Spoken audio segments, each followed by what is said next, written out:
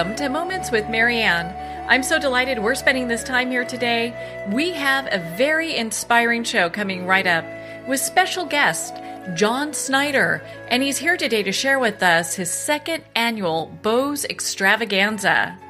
Now, many of you know John. He has an extensive acting career that includes the iconic roles of Beau Duke at the-dukes-of-hazzard, Jonathan Kent in Smallville, and Jim Cryer in his current role in the series Tyler Perry's The Have and the Have-Nots, which is the #1 primetime series on cable on Tuesday nights. John is also a celebrated country music artist with 10 albums to his credit and 4 #1 singles on the Billboard country charts. In addition to his entertainment career, John co-founded the Children's Miracle Network, which is a nonprofit organization that raises funds for children's hospitals, medical research, and community awareness of children's health issues. Founded in 1983, they have raised more than $4.7 billion, which is distributed directly to a network of 170 hospitals. So join me in welcoming John Schneider to the show. Hey, thank you. I'm so excited. We have our second annual Beau's Extravaganza. And of course, you know, I was Beau on the Dukes-of-Hazzard, so we are theming this whole event last year and this year after the Dukes, which is appropriate because this is our 40th anniversary since the show started to air, which kind of scares me that I can say that, but it's true. So we've got music exciting, and food, right? fun. Yeah, well, it is. It's exciting because, you know, especially when you consider the alternative. So, So I'm excited to invite everybody to come out and have a great time at my birthday party. That's what it is. My birthday is actually April 8th, and this event is April 6th and 7th. And I'm hoping I make it to my birthday because on April 6th, I'm going to be jumping the General Lee, which is a car,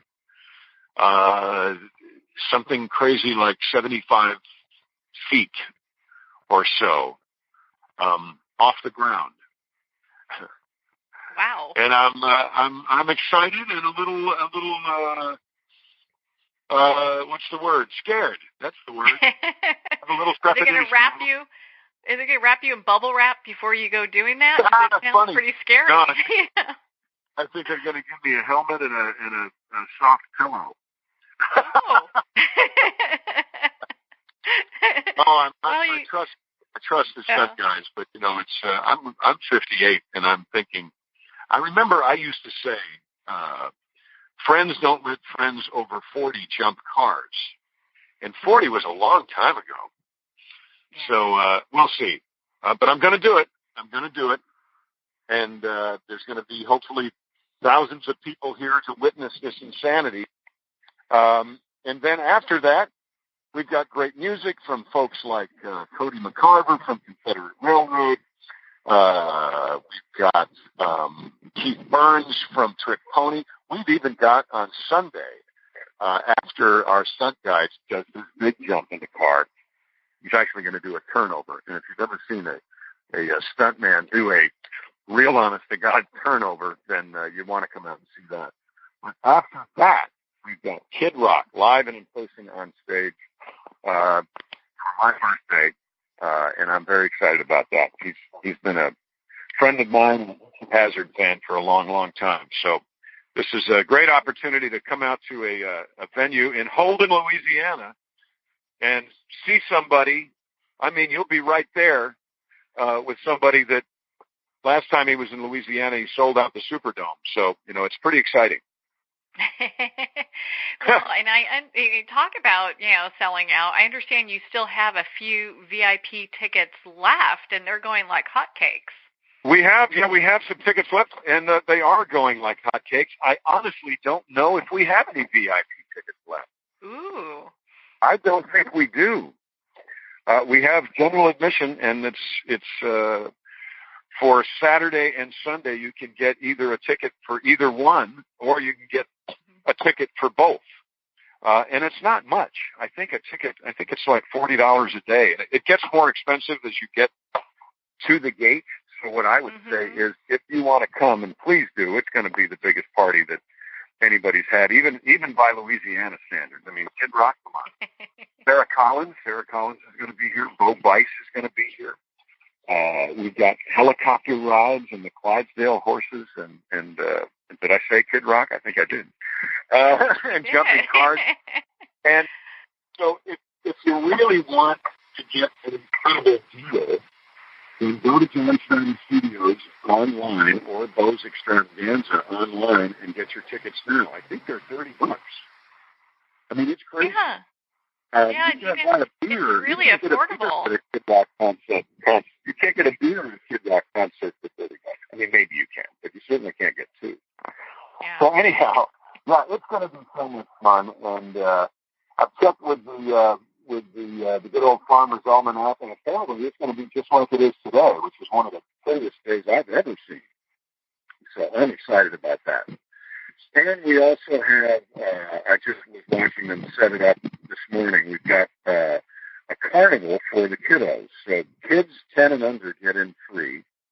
And we've got carnival rides. We've got a carousel and a little Volkswagen Beetle bug race.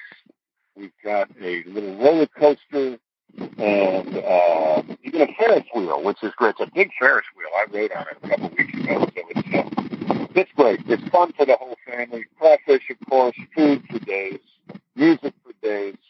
We even have helicopter rides and a knife thrower. We've got a friend of mine coming in who is a knife and tomahawk thrower. So when I say extravaganza, I mean it. You do. And I understand that there's, aside from all the great things that are going on, I mean, if they get their tickets ahead of time, I mean, there's different lodging options. There's plenty of parking because it's not like, it's like 58 acres or something like that. There's 58 acres here. Actually, there's 70 acres here because we got a hold of the property next door so that we could park people there. So we've got 70 acres for people to have fun and people to park. And I don't think parking is going to be an issue at all. We've got a bunch of great volunteers who are going to help people park. And it's going to be a good time. We even have golf carts to haul people around. And if we have handicapped folk, we've got handicapped golf carts to bring people into the festivities. We have a car show. We already have 60 General Lees registered already for the General Lee Parade. Yeah, and we have a hood slide. There's so many things going on, I forget some of them. We have a hood sliding contest where people get to see if they can actually slide across the hood of the General Lee like I do. So we've got that going on. We built a special stage just for that, and that will be sliding across the car that I am going to jump on Saturday. So hopefully it won't be Bo's last General Lee. Well, it sounds like such a great and fun event and something the whole family can be taking part of and enjoying. And gosh, to be there to celebrate your birthday, how much fun is that? I think it's pretty fun. And I tell you, last night a guy showed up with 2 cars, and I felt like a 7-year-old again because I actually grew up watching this man on television. And one of my favorite shows when I was a kid was The Munsters. And Butch Patrick, who played Eddie Munster, who's going to be at our event. And last night he showed up with the Munster coach and the dragster coffin from the Munsters. And that is parked in my backyard. Those both are parked in my backyard right now. And I feel like a little bitty child. Oh, my gosh. That is too much fun. Well, and you're I heard like the Love Bug's going to be there and a few other vehicles. Oh, my gosh, everything you can imagine. Yes, we've got Smokey and the Bandit cars.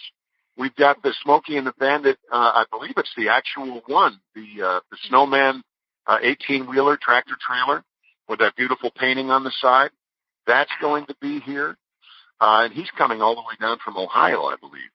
We've got somebody in the General Lee parade that is bringing their General Lee from Adelaide, Australia. So it's just wild. It's the greatest thing. We got people coming from all over the world to enjoy themselves, to have a big time on April 6th and April 7th. Listen to music. These people from Australia, I guarantee you, will be the first crawfish they've ever eaten. So I want to get a picture of that. We have cast members from Dukes. We've got cast members from my show, The Haves and Have-Nots. So it's just great. I can't wait. Can't wait for it. And I assume we're going to have a big birthday cake when it's all over. Oh, I bet you will have one, especially after you go jump the General Lee, right? Yeah, well, I might, yes. Yes. I'm not too proud to admit I'm a little scared. So, yeah. So come on out for Saturday and watch that. Say a prayer, hold my hand, say a good wish, cross your fingers, and watch me jump my first General Lee ever.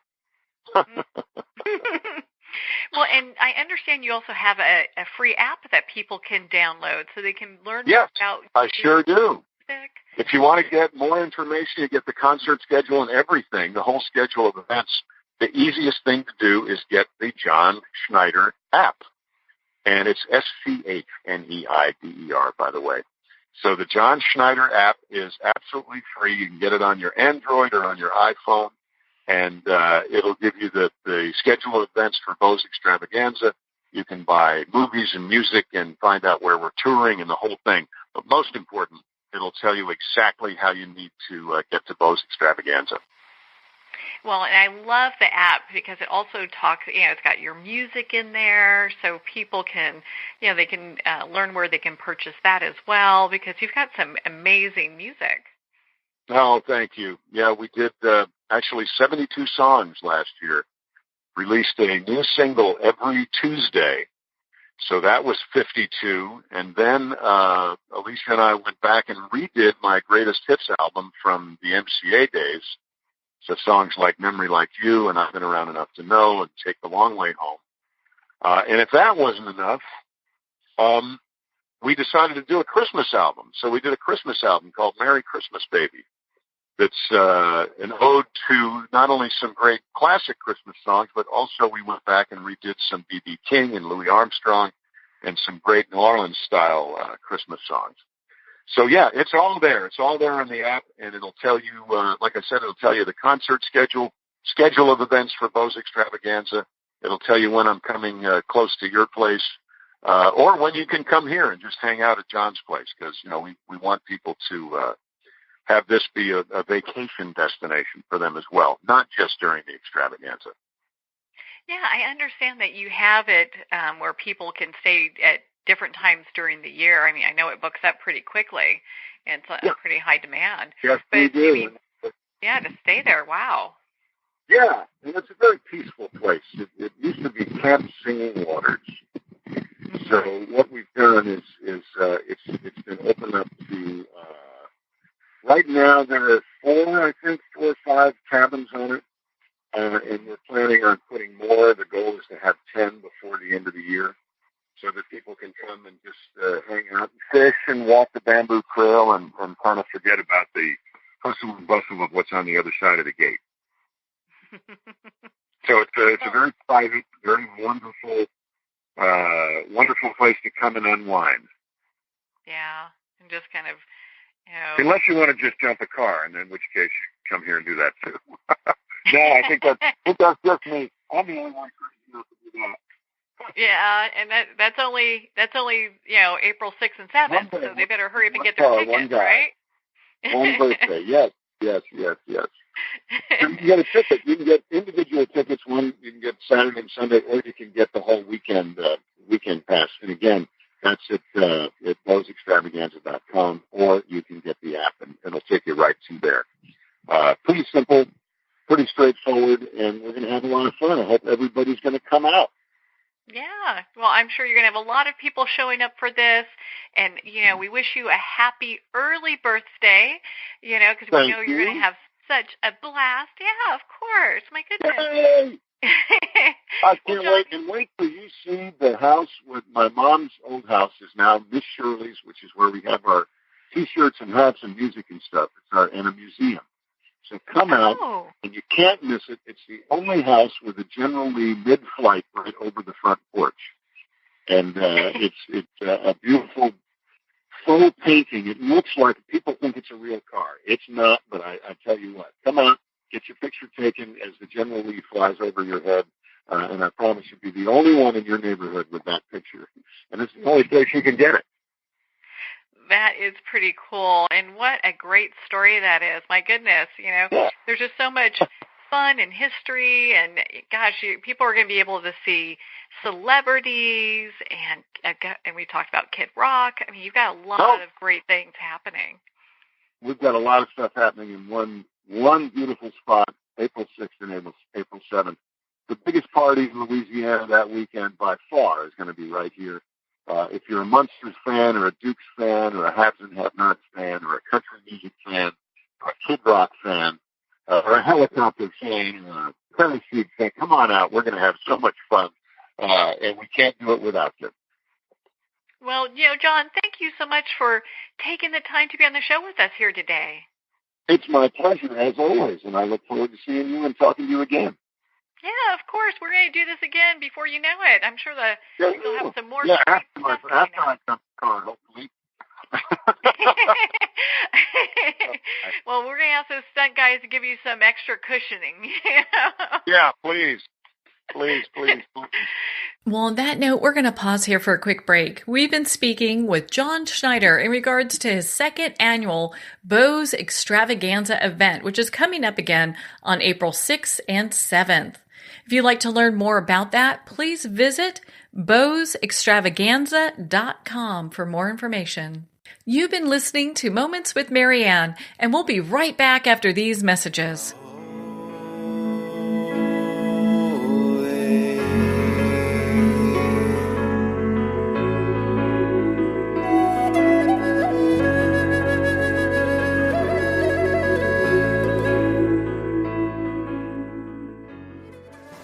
Internationally recognized and award-winning author Judy Goodman works and teaches outside the box of limited thinking. Working with people from every walk of life, her goal is to empower you to be the best you can be, no matter what the challenge is. Born with the gift of seeing beyond our normal vision, she has an extraordinary gift of working with every challenge. Teaching beyond conventional wisdom, her work is described as life-changing. Visit judygoodman.com. That's judygoodman.com.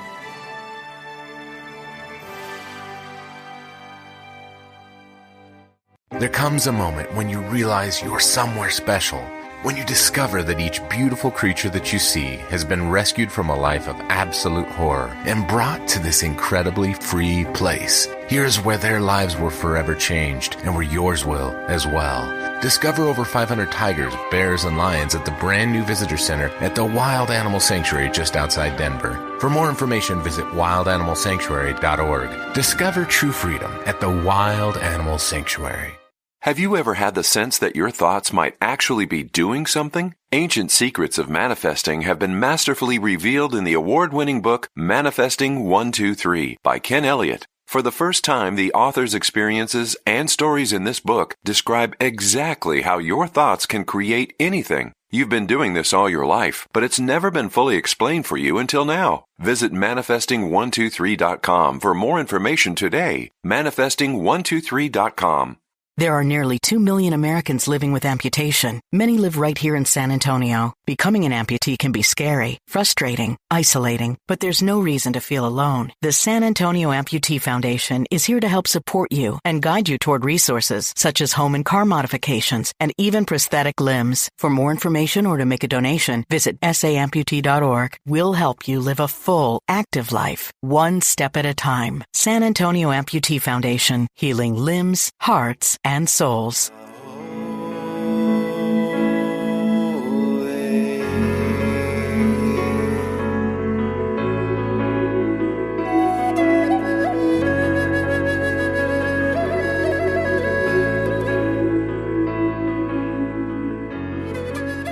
Welcome back to Moments with Marianne. We're here today with our second guest, Georgia Foster, who's here to share with us her new book, Drink Less in 7 Days. Georgia is a clinical hypnotherapist and voice dialogue trainer.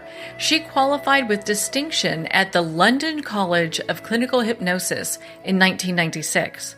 She then went on to become one of the college's senior lecturers before venturing out on her own to build her online products while running her busy London clinic.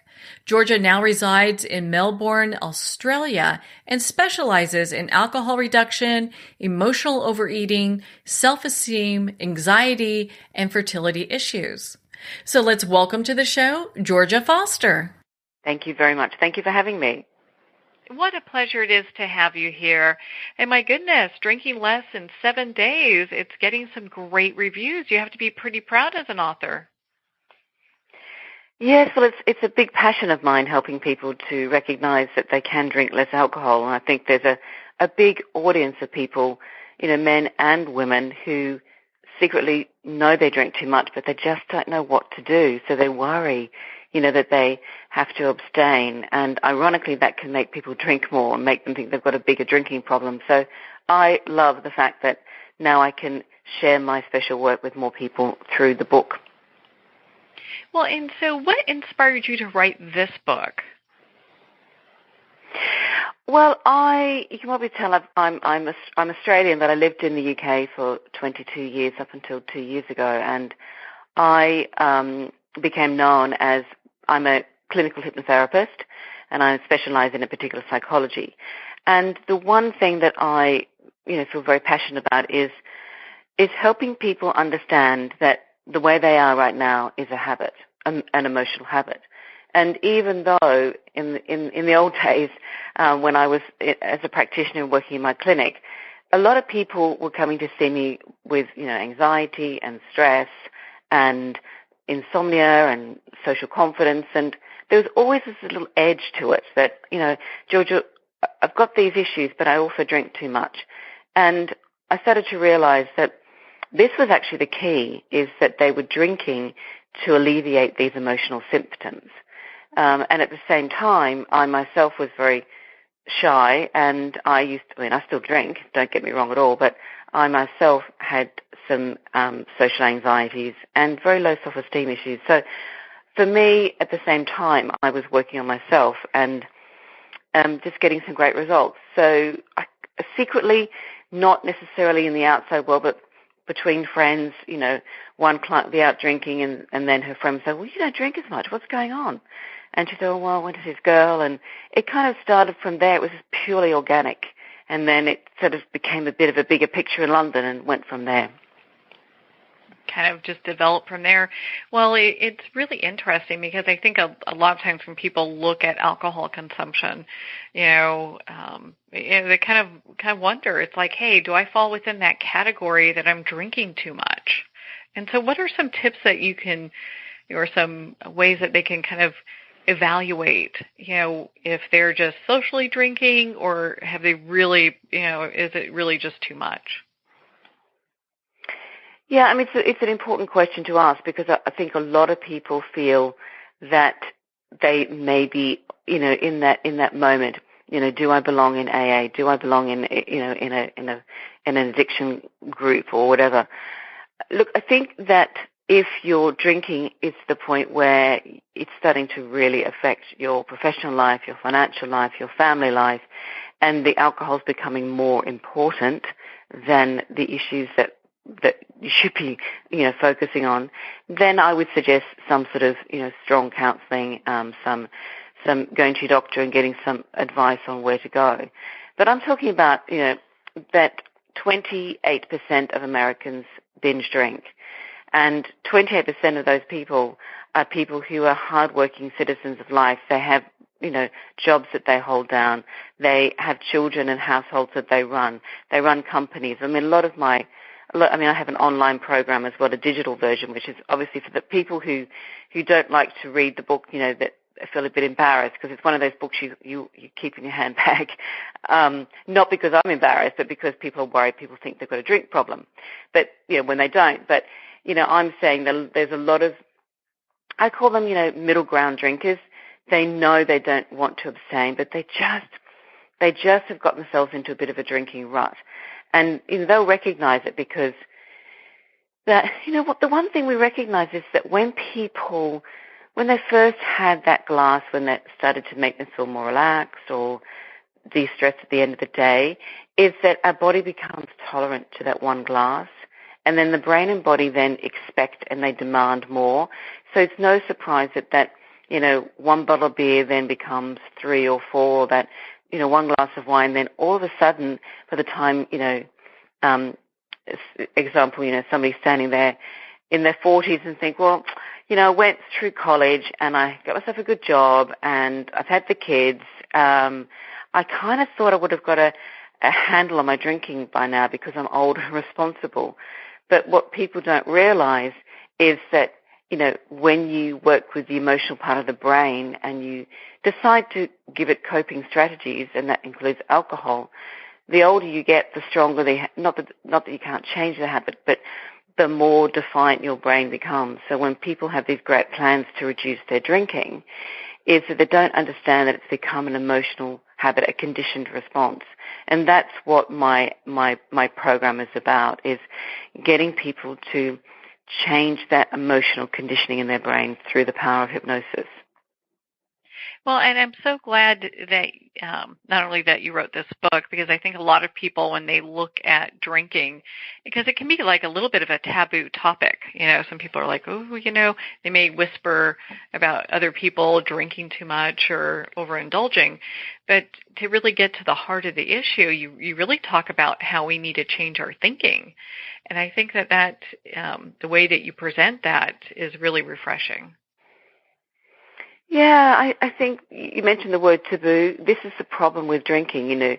Some people can smoke a whole packet of cigarettes, and it's still socially acceptable. Maybe, people may worry about that person who smokes too much.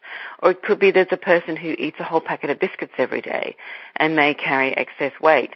And even though people may feel a bit shamed or embarrassed about it, it's still socially acceptable. And that's what I'm saying about, drinking, is because it's got that stigma attached to it, and that makes people feel very shamed. And ultimately, I think people, I would say you're standing at the kitchen and you're chopping the vegetables and you're looking after the kids and you're rushing here, rushing there, and you think, oh my God, where did that bottle of wine go? And you're kind of on automatic pilot. And then, many people will say to me, George, I sit down with my wife or my husband and I realize I've already had 3/4 of a bottle of wine and I'm now ready to sit down and have some more wine. And it's just very, a lot of people don't recognize that that's the pure habit of drinking. It's like people would say to me, I don't remember smoking a packet of cigarettes a day. And that's a big part of my approach is, I'm saying that, a lot of people don't recognize, but this is pure habit as well. There could be emotional conditioning with it, but that's why I cover both aspects of the book, because I want people to feel that we drink, we live in a drinking society, and it's a lovely thing to do, but I want people to feel refreshed by it rather than burdened by it, and that's the really key difference. It is definitely the thinking before the drinking that's the problem. Well, it's interesting how much of that is emotionally tied up. When someone's drinking, and your book talks about this, when you talk about anxiety or self-esteem, how that's really tied into the drinking as well. Yeah, I specialize in a fantastic psychology, and the psychology is that we're all made up of many parts or sub-personalities, and there's a particular personality trait that I call the inner critic, and it's the part that, we're all born with an inner critic, but it's very much the boom, doom, gloom. I'll say things like, you were terrible in that meeting, or, the mums at the school gate think that you're whatever, or, my husband thinks that I'm too fat, or my wife thinks I'm not earning enough money.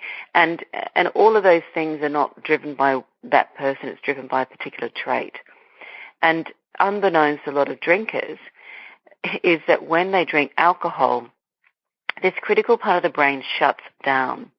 So people aren't getting hooked into the alcohol. They're getting hooked into the feelings. In actual fact, there are many chemical reactions when we drink alcohol, but the main one is dopamine.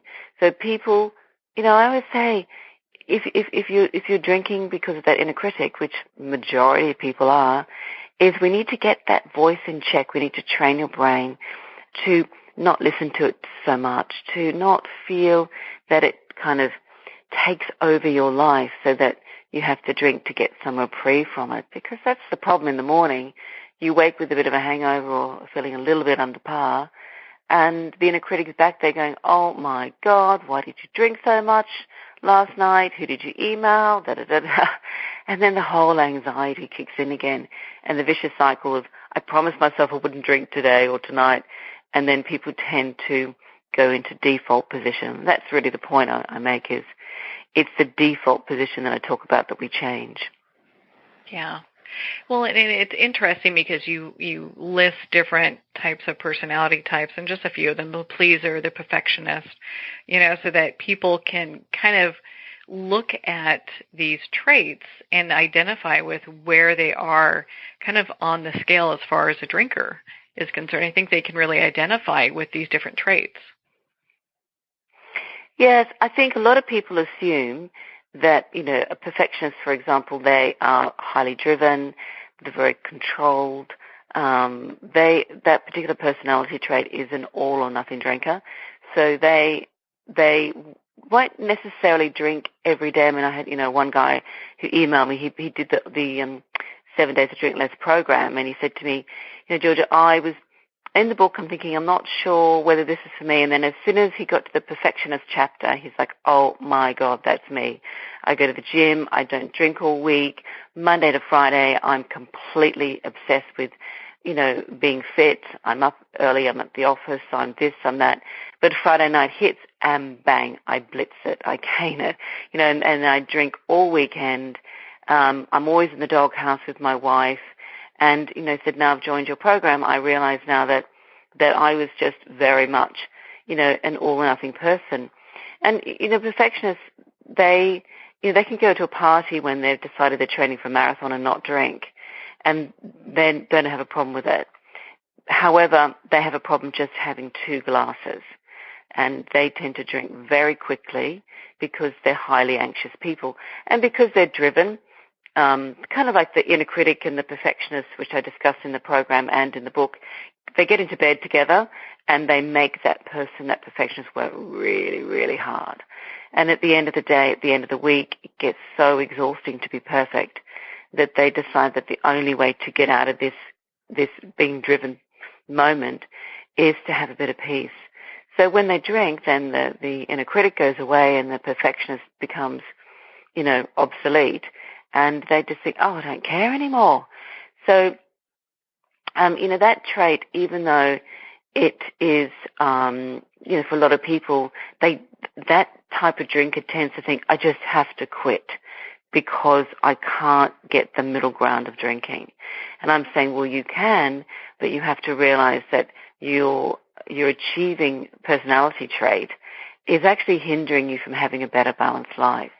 And I'm not saying people should go and drink again during the week, but I call it the bell to ring.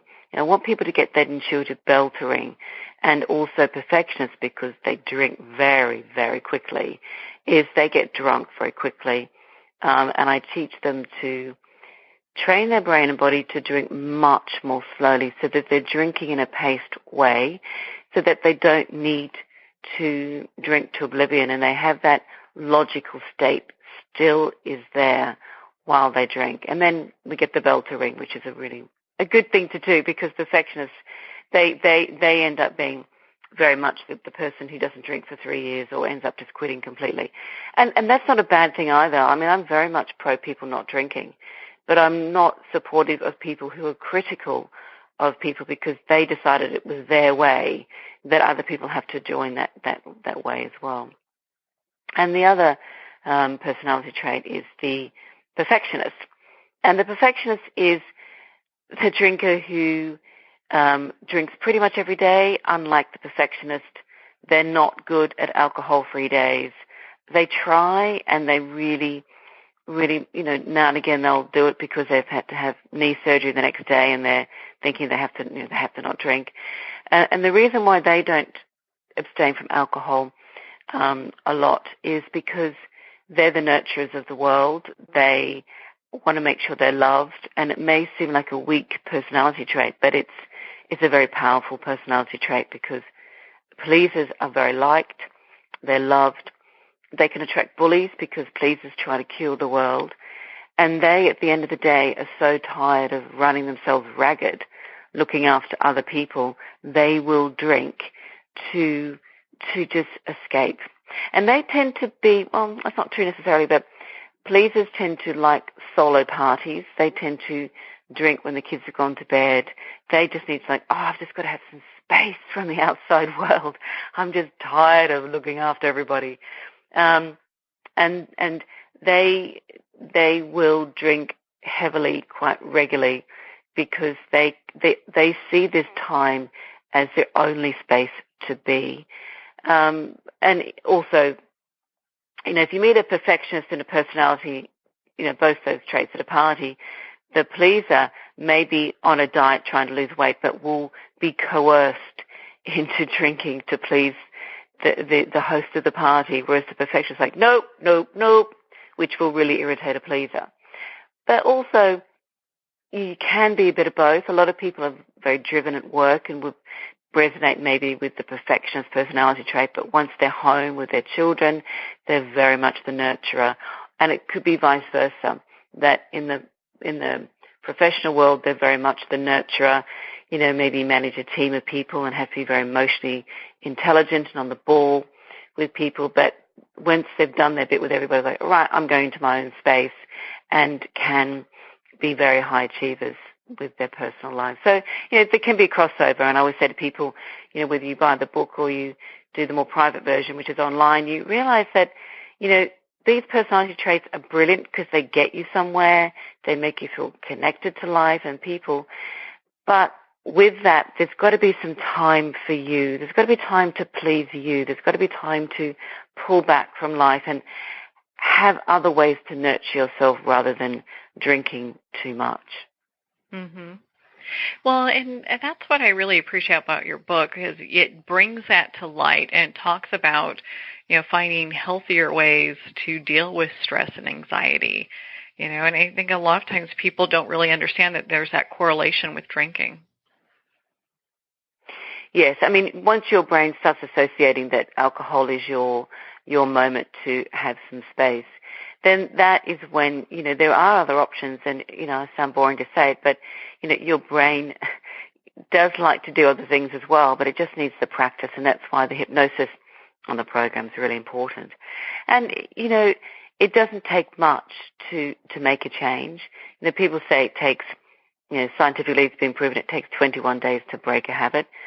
But with hypnosis, it starts straight away.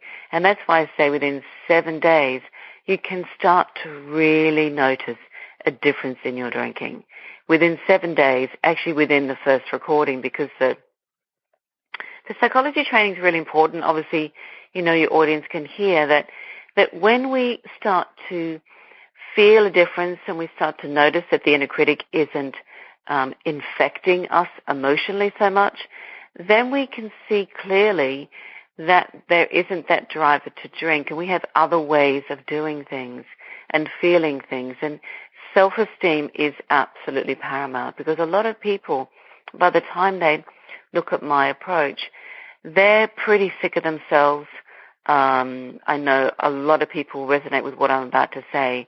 They may have alcohol police in their house, which could be a very caring, loving wife or husband or a sibling or a parent. But the irony of the alcohol police is that if that person doesn't drink, or if that person doesn't understand that this is an emotional habit, then the drinker can start to really worry, because the inner critic pitches in and says, oh, they think you've got a real drink problem.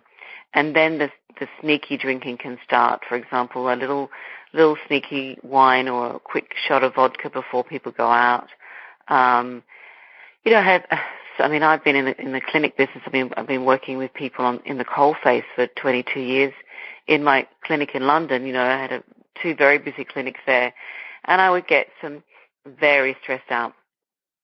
A lot of my audience were lawyers and insurance brokers, And they would say to me, Georgia, my wife is really critical of my drinking, so before I go home I have a sneaky beer or whatever, or when I get in, a client would say to me, I'm really embarrassed to say that we've got the garage fridge, and then we also have the kitchen fridge, and I've got 2 bottles of wine going on, and if people really knew I've got 2 stashes of alcohol consumption going on, I know that they would think that I have a drink problem. Maybe I do.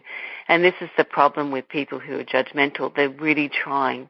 Most of the time these people are trying to be helpful, but it often can make that person feel really bad. And really there's a very simple thing going on here, is that the inner critic is starting to make them feel very, very anxious. And when the inner critic is at play, making that person feel bad about their drinking, the cortisol and adrenaline starts to pump through the bloodstream, and the body kicks in too and says, oh my goodness, you're feeling anxious. What do you do? How do we get away from these feelings?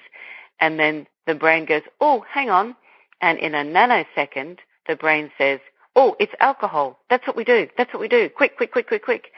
And that person will, to the detriment of their self-esteem, will look for alcohol as that quick fix. And it could be just a little tipple.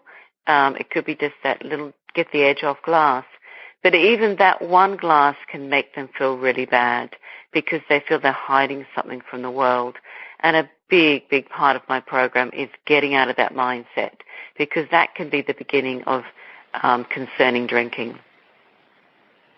Well, it sounds like it can be like a downward spiral as well, because you've got the guilt and the shame and, just feeling like, gosh, I should have done better, and then, the drinking to kind of deal with those emotions.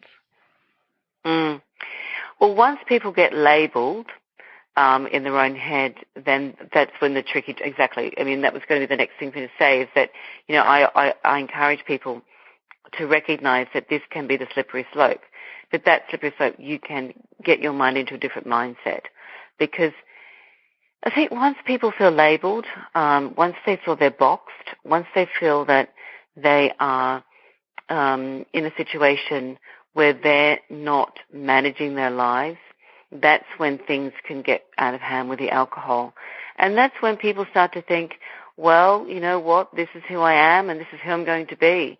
Now, I'm not. There is a percentage of people who will need to quit drinking, and I do not, suggest that this is not for people who belong in Alcoholics Anonymous.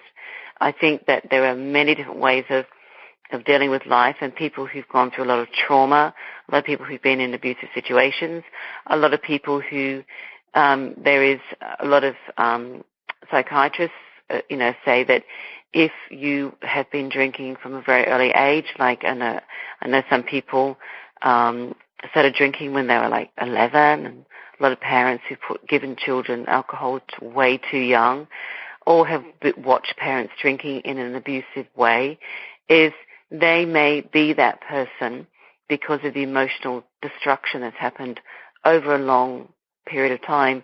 It's just easier to quit.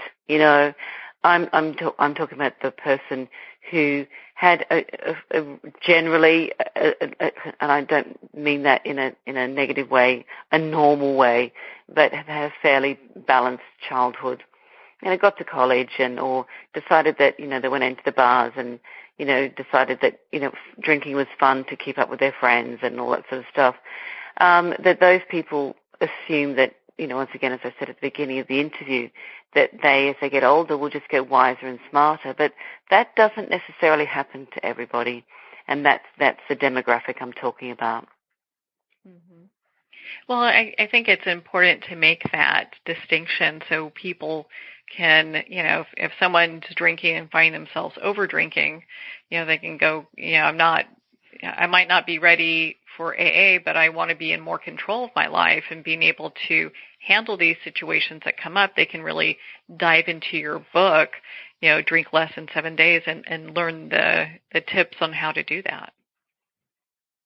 Yes, yeah. I mean, it is my approach is a lot of true stories, like case studies, clients who have come to see me for drinking reasons. And I want people to know that it's like being a fly on the wall in my clinic for all those years. I want people to really feel the energy of how worried these people are, and when they go through the process of the program, is that after 7 days, within 7 days, is that their spirits are lifted, where they feel more emotionally energized. They realize that they don't need to drink to feel more sexy or witty or funny, because a lot of people, that's why they drink, is they think that, if the inner critic kicks in and says, if you don't have a glass of wine tonight, or you don't have that cosmopolitan, you're going to be really boring and people won't like you to hang out with them so much. And I want people to realize that who they are authentically sober is who they deserve to be, so that when they do drink, they don't need to drink to be that witty person or that relaxed person. And I want people to embrace the joy of when you feel that in your sober world, there isn't that emotional intensity to drink in ways that just make you feel bad about yourself and keep you in that vicious cycle of drinking. That really isn't you. It's just something that your brain and body have trained themselves to think is the way it's meant to be. But, I think I need to emphasize that, that I've worked with a number of neuroscientists, and what we know is that the brain is malleable, it's pliable, it's adaptable to change. And hypnosis is the most effective, quickest way to create emotional change. And it is the same as meditation. The only difference with meditation is that there's an expectation to think of nothing or focus on your breath, or I'm not expecting, because perfectionists have a problem really relaxing, so they will get frustrated with meditation. But it's the same brainwave activity. It's just that I'm talking to that person through the recording time, so that they can just allow the words to be absorbed by the mind. So it's a really good way to cut to the chase, where that person consciously is saying, I really want to drink less, but I just can't seem to. I'm saying, well, you will be able to, but you need to explain to the emotional part of the brain that has the conditioning that there's another way. So it's a great tool for people not just to drink less, but to have a bit of time to themselves, to be in that space where they just chill out and have a bit of me time, that they have that time with the recordings is their me time rather than the drinking time. And that little bit of difference, makes a huge result, that person comes in from work and puts the hypnosis recording on to drink less, and they're in a calm space before they drink. And when you're in a calm space before you drink, there isn't this gotta have that drink moment. They're just calmer. They're happier within themselves. And that's the goal of my approach. Mm-hmm. Well, I know you offer options to help people on several other issues. Why don't you share that with us so our listeners can know the full depth of other, maybe if drinking's not their problem, but maybe, binge eating is, so how can people connect with you and learn a little bit more about the other work that you do? Sure. Well, my website, which is georgiafoster.com, and on the website is people can, obviously people who drink can resonate with this, I assume resonate with what I'm talking about, but the same rule applies to food. And people may say, but, I don't, I'm not a drinker, Georgia, but I love my chocolate. The same rule applies that when especially people who have a sugar addiction, they're not, the sugar, the body does crave sugar when you quit it, and then, it gets over it. It's the same thing. If you emotionally eat, the brain is expecting that food to calm you down, and food does, because if that's what your mind has assumed to be real, it will do that. It's a bit like somebody who has a fear of flying. I've got a great anxiety reduction program.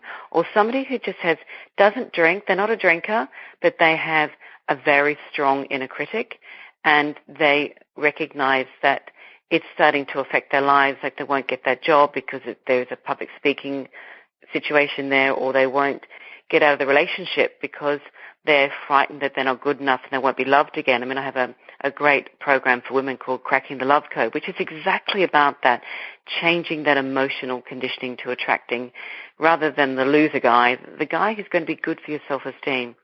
But underpinning all of this I mean, my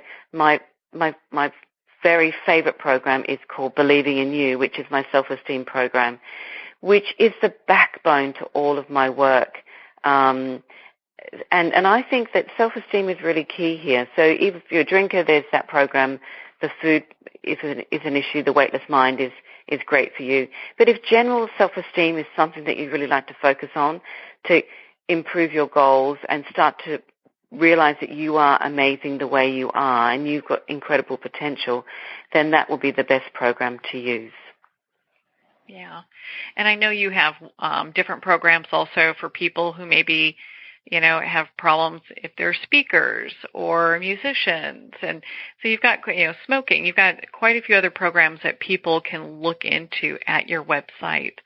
Georgia, thank you so much for taking the time to be on the show with us here today. Well, it's been an absolute pleasure. Thank you so much. Well, thank you, Georgia. It's been such a pleasure to spend this time with you and, of course, to talk about your new book, Drink Less in 7 Days. Again, if you'd like to connect with Georgia, you can at her website, georgiafoster.com, for more information. Well, we're at the end of our time today. I would like to thank everyone for tuning in. You're listening to Moments with Marianne. And remember, make every moment count.